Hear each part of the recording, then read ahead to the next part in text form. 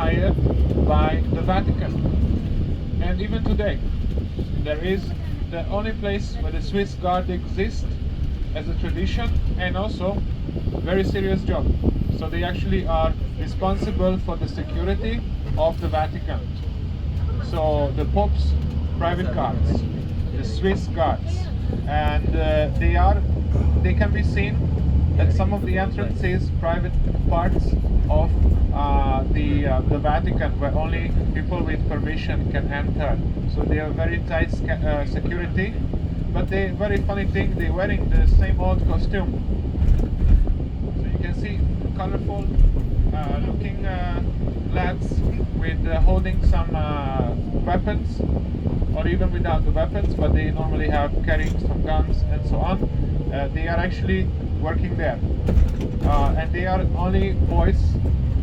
They can be only men, and hired I think at a young age, between 20-30 years old. So this is something like a real profession for them, and this is what very special about the Vatican.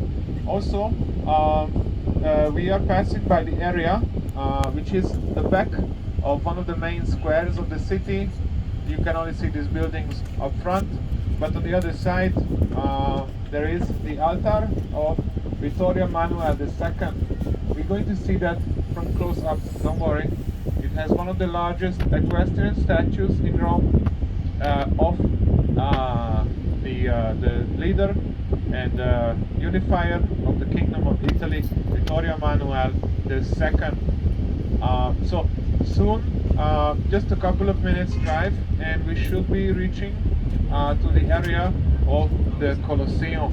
Okay, so the Colosseum is one of the wonders of the world, and even today it's being visited by millions of people every year because of the famous history behind it.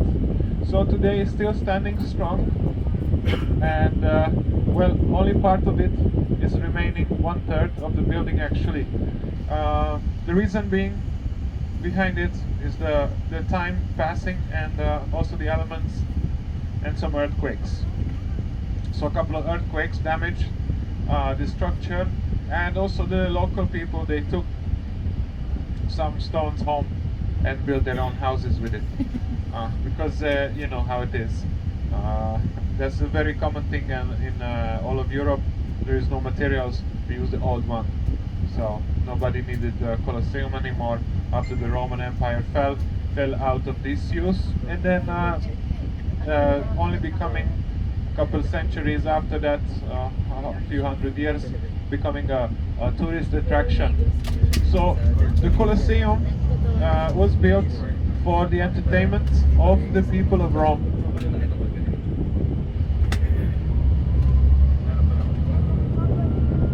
Today is a different place, but you can make a kind of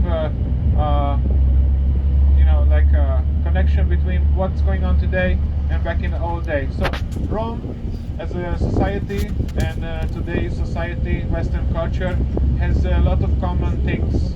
Okay, so today you have stadiums built for football and sports, which also make zero sense if you just think about it. There's no real need for it. The only use of it is the entertainment purpose. Also here, this area was the ancient city center of Rome. Here, down at the bottom, you have this oval-shaped area, which was also one of the horse race tracks. Okay, this is where they had all this fun. And then behind it is the hill, one of the other hills of Rome, and this was the ancient city center. On the other side you have the Forum Romano, the Roman Forum. The Forum was the town center of politics, where they had the market going on as well, and also where they had all the temples built. So all the things in one place. So that's where they had the grand palaces, but you don't have much of it remaining, only the base and so on. But we're going to pass by it walking, and then you're going to see what's remaining actually. It's still amazing to just imagine how these palaces looked like. Okay, so the palaces were built for the rich people, the Senate, and also for later on for all the emperors. Yeah, And just right next to it we have the Colosseum. The Colosseum's name is coming from the term Colosseo, which is meaning the Colossus. Colossus is a huge statue. Colossus was of one of the emperors, and it was standing just outside as a bronze statue. I believe it was like 100 feet tall bronze statue standing outside the entrance of the Colosseum, and that's why they refer to this amphitheater as the Colosseum. Okay, and then you have two arches outside. One of the arches we can already see in the front. That's where we're going to meet our local guide very shortly. Is the Arch of Constantine. Okay, Constantine was already talked about earlier, one of the emperors of the ancient Rome, and this is for his own memory about his victories. And these arches are a very common theme in the ancient Roman architecture. And also, when we get to Paris, you will see some of these arches, but not built by the Romans, but by the French people. As okay, now next thing coming up on the left, the Colosseum. So this is the back side, I would say the back side of it. As you can see, some part is already being restored because it was crumbling. But we get some better pictures from the side as well. We're going to arrive now to the place where we're getting off the bus, guys. Dito daw tayo family picture sa Colosseum. Okay, so guys, make sure you got everything you need. After turning right, we're going to get stopped and we get off the bus.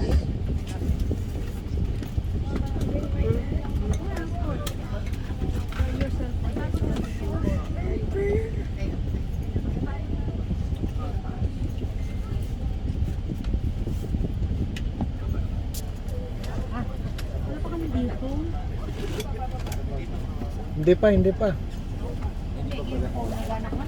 Ibibigay pa doon.